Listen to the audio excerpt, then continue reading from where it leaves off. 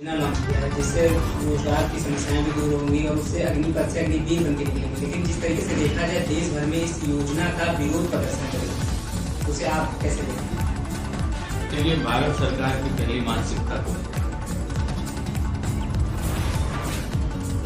भारतीय राजनीति का पूरी तरह से योगीकरण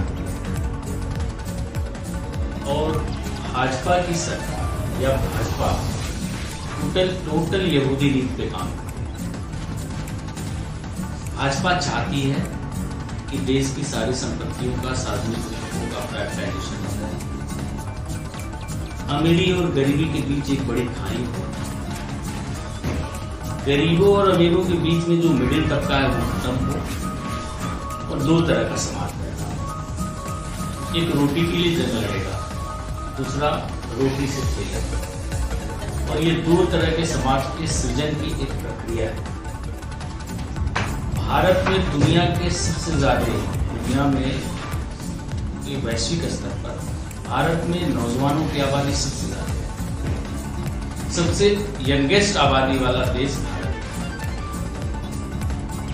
भाजपा की सरकार जब से आई है, विगत 8 सालों में बेरोजगारी की दर सबसे ज्यादा इस सरकार में, महंगाई की दर सबसे ज्यादा इस सरकार में, शिक्षा सबसे ज्यादा महंगी सरकार में, गरीबी रेखा से जीवन यापन करने वालों का अनुपात सबसे ज्यादा इस सरकार से। और ये सारे सूचकांक यह बता रहे हैं कि देश में फासीवाद और पूंजीवाद मजबूत है। और यही यहूदीकरण है। पूंजीवाद मजबूत होगा तो अमीरी और गरीबी के बीच की खाई चौड़ी होगी। देश में बेरोजगारों की एक बड़ी फौज खड़ा होगी, जिसके औने पौने दाम पर उद्योगपति उनके श्रम का प्रयोग करके अपने संसाधन और अपनी प्रॉपर्टी को बहुत तेजी से बढ़ाएगा। हमारा नौजवान आज रोड पर है। भारतीय सेना एक सशक्त सेना विश्व की है और नौजवान उसमें जाता है देश की सेवा के लिए और अपने को आत्मसमर्पित करता है। सही अगर उसका प्रशिक्षण सेना में किया जाए तो 3 साल का तो प्रशिक्षण ही होता है। और सेना में जो लोगों का समर्पण होता है, ये अग्निपथ योजना समर्पण को कमजोर करेगी। और जब डेडिकेशन कमजोर होगा देश के प्रति सेना के नौजवानों का, तो हमारा देश भी कमजोर होगा, सेना भी कमजोर होगा। यह योजना टोटल जो संविदा की योजना का प्रसारीकरण है, एक तरह से सेना में भी इसका हम विरोध करते हैं। और सरकार जिन नौजवानों को सेना में ले, उन्हें पूरी जो सर्विस है वह करने का मौका दे, तो ही हमारी सशक्त सेना बन जाए। सर, इस योजना के खिलाफ सहयोगी दल की आजादी पार्टी 24 जून से युवा पंचायत निकाले, तो आपकी पार्टी इसको कैसे देखेगी? क्या कोई आंदोलन के खिलाफ?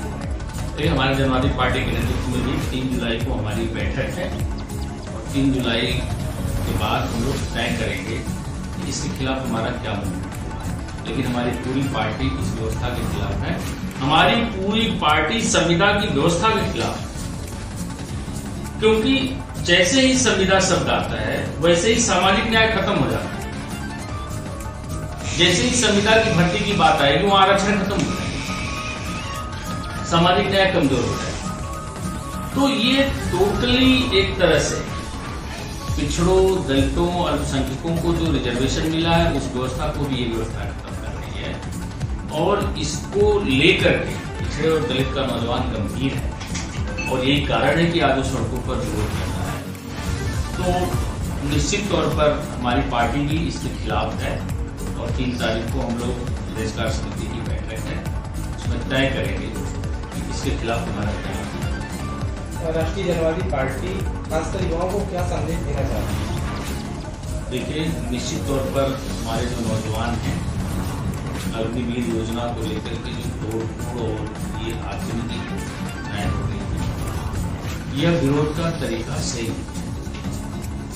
यह देश में जनतंत्र है, लोकतंत्र है और इसको लोकतांत्रिक और अहिंसात्मक ढंग से लड़ने की जरूरत है।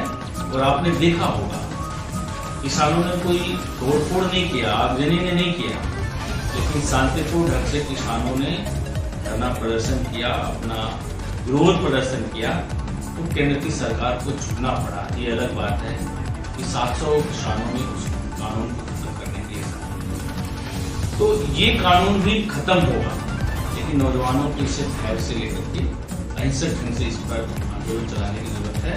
और ये तय है कि 2024 में अगर बीजेपी को इस देश के नौजवानों ने नहीं हटाया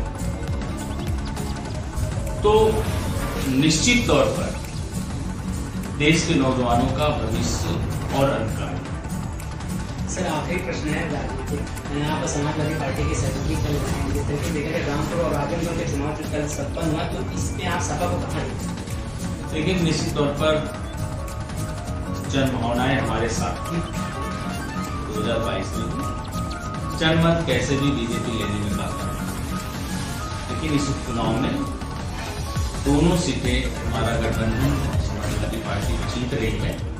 भाजपा के खिलाफ नौजवान पूरी तरह से खड़ा था और सारे नौजवान लग करके दोनों सीटों पर भाजपा को हराने करेंगे। रिजल्ट आएगा।